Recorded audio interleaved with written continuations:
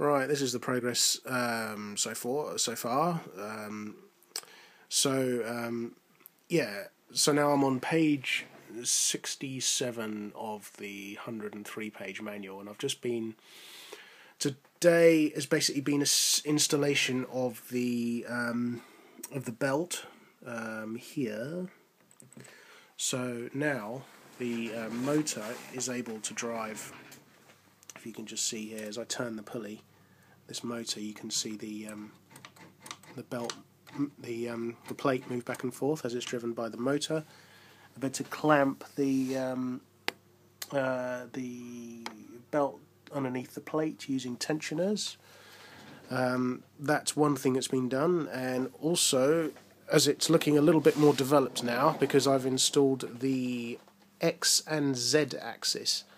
So we've got all three axes installed. So the X is going to sit on these rails here, and the Z is basically this carriage, which sort of moves up and down like that, driven by the stepper motors, and then this little gizmo will fit sort of like that, and then the head will move back and forth that way to give us all three motion in all three axes, which is cool.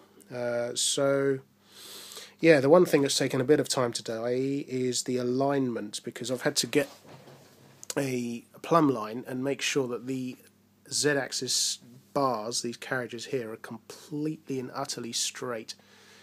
And the way I've done that is to get a spirit level and stick the spirit level on the top, make sure it's completely in the center, and then stick a little piece of string, and I've just basically got I don't know if you can see that on the camera, but I've basically got a bolt on the end hanging from a piece of wire, and I'm basically making sure that the rod aligns with the string all the way from top to bottom, then I know it's absolutely straight.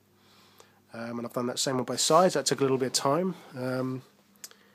What else? Yeah, I had to realign or redo the bolts up here, so I had to push the thread of the bars along a little bit, which means undoing some of the frame and then redoing it back and then remeasuring and making sure it's all measured all the way up to the millimeter. But we're getting there.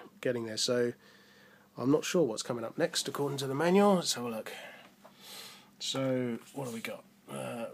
Step, I think we're on part 8 or 9 or something.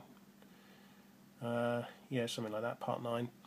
No, it doesn't apply to me, because again, no, I think maybe I've done that.